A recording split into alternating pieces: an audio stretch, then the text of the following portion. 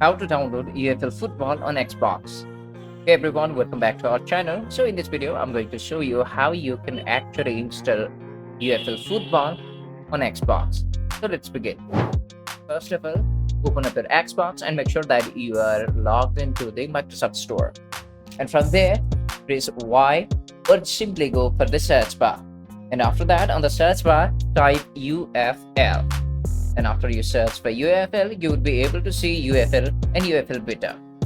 Simply go for UFL Beta. And just below the UFL, you would be able to find the installation tab. And after a while, the game will be downloaded and you can play it for free. The beta version is absolutely free on both consoles, on Xbox and PlayStation. So this was a quick tutorial on how you can download and install UFL football on Xbox. If you find this tutorial helpful, subscribe and don't forget to leave us a like and comment. Thank you.